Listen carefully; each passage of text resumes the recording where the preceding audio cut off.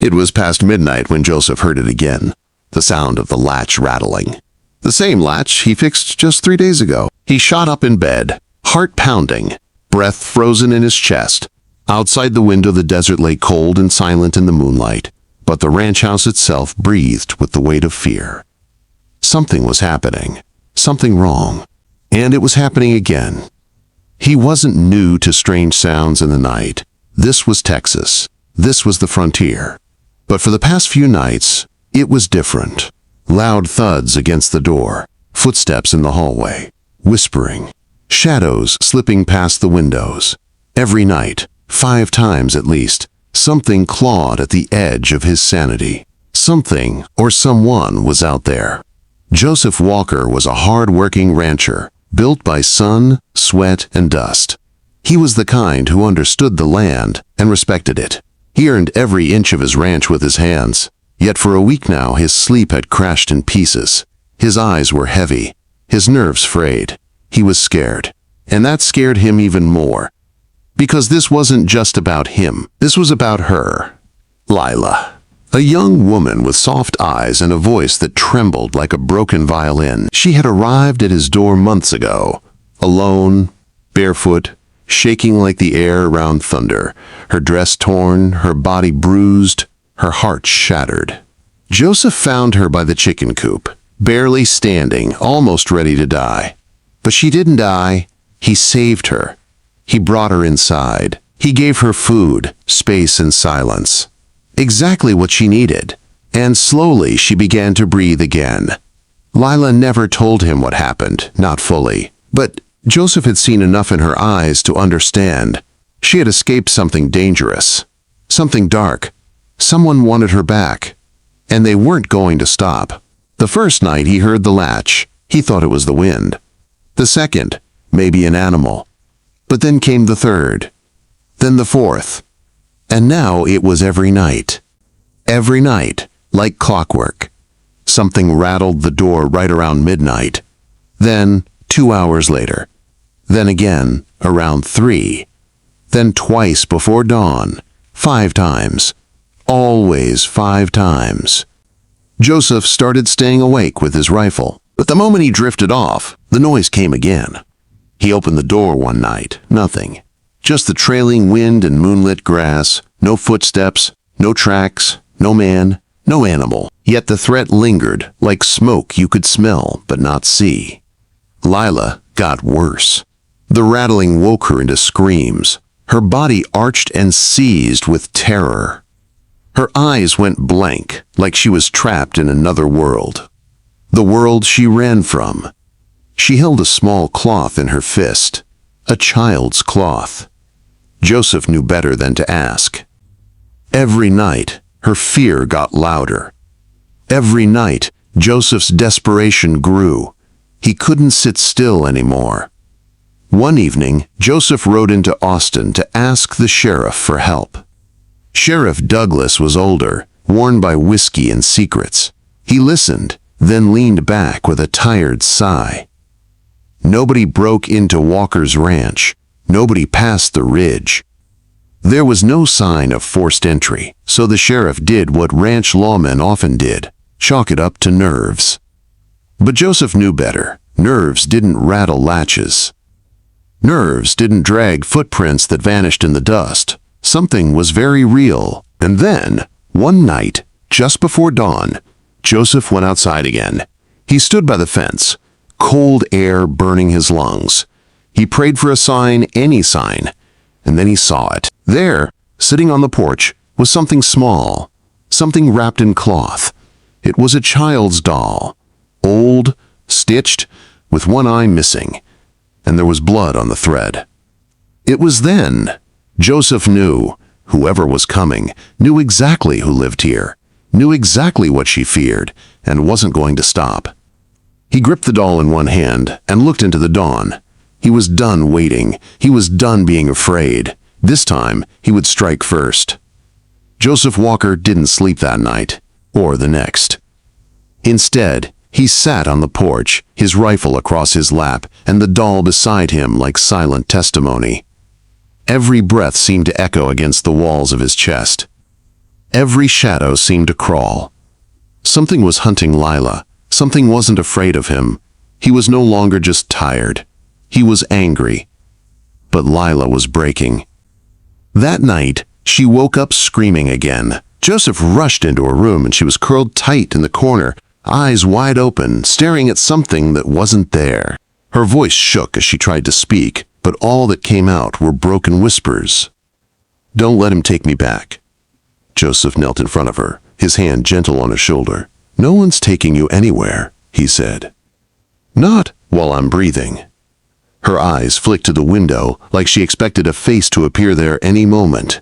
That alone made Joseph clench his jaw. Fear was eating her alive, and if he didn't end this, it would kill her before whoever was doing this even got inside. The next morning, Joseph made a decision that could have cost him everything. He saddled up, left Lila in the hands of his friend Mary, a kind widow from town who owed Joseph a favor, and rode into Austin again. But this time, he wasn't going to the sheriff. This time he was looking for information, answers, names. He went to the kind of places that didn't put up signs. Saloons with stolen candles and faces marked with scars. Places where whiskey ran thicker than trust. Places where broken men talked about broken things. He asked about the doll, about women who ran, about men who hunted them. Most looked away. Some shrugged. Then finally, an old drunk, missing teeth, with fingers like dry twigs, pulled Joseph close and whispered a name. Blake Maddox. A man no one talked about out loud. A man who owned people. Who broke them. Who watched them run just so he could hunt them down. The kind of man who treated fear like a game. A man who would place a doll on someone's porch just to watch them crumble before he returned to finish the job. And Blake Maddox was looking for a woman. A woman who escaped his ranch 2 months ago. A woman with scars. A woman named Lila. Joseph felt something heavy form in his chest. Not just fear. Rage. He rode back home with his jaw set and his fingers tight on the reins. The sky looked darker. The air tasted different. He had seen men like Blake before. Wealthy, violent, and certain the world belonged to them. They left damage like fire leaves ash. That night, the rattling came again. The 5th time. Just like always, only this time, Joseph was waiting on the other side of the door. And when it opened, Joseph fired. The bullet tore into air and silence. No scream, no body, but the latch was still swinging. And just beyond the flicker of his lantern, he saw it. Boot prints, fresh, leading out toward the ridge. Someone had been standing right outside his door. Someone fast enough to run when they heard the shot. Someone bold enough to keep coming back. He followed the tracks, but they vanished in the dry dirt halfway across the field. Joseph stood there, breathing hard, staring into the dark, knowing the truth. Blake Maddox wasn't alone. Someone was helping him. Someone knew the land. Someone close. And somewhere in the night, they were laughing. When Joseph got back inside, Lila was shaking again. But this time, she spoke. "He's coming," she whispered. "He won't stop. He doesn't want me. He wants to own me. He wants to make me disappear." Joseph knelt down and looked her in the eyes. "Not while I'm alive." But Lila wasn't looking at him. She was looking past him. At the window, where a shadow had just moved, Joseph spun, gun raised, but there was no one there. Only moonlight on glass. The air itself felt angry. The next morning, Joseph made a choice that would either save them or destroy everything he had left. He packed a small bag for Lila, told her to get her strength back. Then he went out back, grabbed his tools and began digging. Not a grave, a trap. Blake Maddox wanted to play. Joseph was done being the prey. He set a plan in motion, one that would require patience, pain, and a bit of wild courage. He had to fight a monster, but first he had to pull it into the open. That night, when the rattling started again, Joseph didn't run to the door. He smiled. He was ready, and Blake Maddox had no idea he was walking into the last hunt he would ever lead. That night, Joseph Walker didn't sleep. He sat by the window, lantern low, rifle across his knees.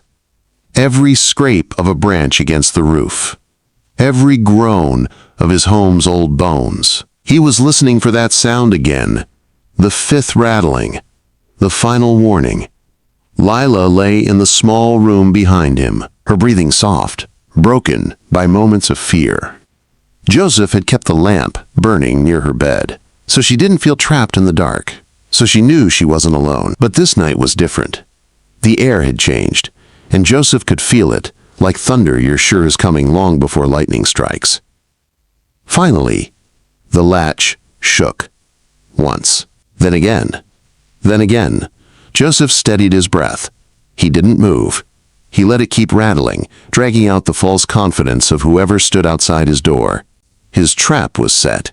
He had spent the afternoon digging a deep pit just beyond the edge of his porch, covered with branches and dirt. It was his only chance to bring this nightmare into the light. The fourth rattle echoed, then silence, then the fifth. Slowly, gently, Joseph got up, rifle in hand, and walked toward the door. He opened it wide, lantern light pouring into the cool Texas night. And there he was, Blake Maddox, tall, broad shoulders, a face carved like stone, a wide coat, a cruel grin, his eyes like black dust. He looked at Joseph like a man who didn't fear him at all. "I've been waiting," Blake said. "You got something belongs to me." Joseph didn't speak, didn't blink. The rifle stayed raised, but something inside him burned calm. He knew this was it. "She's not property," Joseph said quietly, jaw tight. "She's human." Blake laughed softly. "Everything's property out here." "Depends on who's holding the gun." Joseph fired. But Blake was faster. He ducked behind the porch rail and shot back. The shot echoed through the hills. Sparks danced near Joseph's boot. He fell back behind the doorway. The gunfight began. Silence. Bang. Silence. Another bang. Then footsteps. Running. Heavy. Toward the porch. Joseph didn't move. He waited. Then he heard the crack, the sound of wood breaking, and a scream that tore through the still night. Blake Maddox fell into Joseph's trap. The pit swallowed him whole. Joseph walked out slow, rifle aimed down into the hole. He stared through the lantern light as Blake looked up, blood on his face, leg twisted, rage burning like wildfire. "You think a hole's gonna stop me?" Blake barked, voice weak but fury unbroken. "She ain't safe with you. She never was." Joseph didn't answer. He just took a breath, aimed, and ended it. The shot turned the night silent again. Joseph stood for a long moment staring into the pit. Finally he whispered, "She's free now." But he was wrong, because the worst secrets weren't over. He went inside to check on Lila. She was gone. Gone. The window wide open, curtain torn, trail of dirt on the floor. Joseph's heart dropped. He ran outside, followed Prince into the grass, yelling her name. His eyes scanned the moonlit fields. But the footsteps didn't lead toward the road. They led to the stables. And there she was, standing still, holding a pistol, pointed at the shadows inside the barn. Joseph lifted his rifle, but froze. Another man was there. The ranch hand who had worked for Joseph for almost a year. Rob. The quiet young man who'd helped feed the cattle, who'd eaten at Joseph's table, who'd given Lila blankets when she arrived. He stood in the doorway now, with a knife in his hand and a look that revealed the truth. He had been helping Blake the whole time. The rattling latch, the dolls, the whispers. He was the man inside. Joseph raised his gun, but Rob pressed the knife closer to Lila. "You don't know what you're fighting," Rob said, voice shaky but filled with bitter loyalty. "Blake would have made me a king, and she was mine to bring." "She's not yours," Joseph said, stepping closer, eyes locked on Rob's. "Don't move," Rob warned, but Lila was no longer shaking. She was no longer helpless. She breathed slowly, looked Joseph in the eyes, then looked at Rob. There was no fear left, only fire. "You don't own me," she whispered. And then she pulled the trigger. The pistol cracked. Rob dropped. The knife followed, falling into the dirt. Silence. Joseph rushed forward, held Lila in shaking arms as she collapsed into him, not from fear, but from relief. For the first time, she wasn't running. She was free. He carried her back into the house, sat her by the fire, wrapped her in warmth. The sun would rise soon, washing the ranch clean with light. 5 nights of terror were over. 5 rattles had become 5 final breaths of 2 monsters. Joseph stood at the doorway and looked out over the desert, painted in gold. He knew it wasn't the end of healing, but it was the beginning. Lila sat beside him, her voice soft and fragile. "I thought he'd take me forever." Joseph placed his hand over hers. "He didn't. You're safe now. And you're not alone." And for the first time in her life, Lila believed it.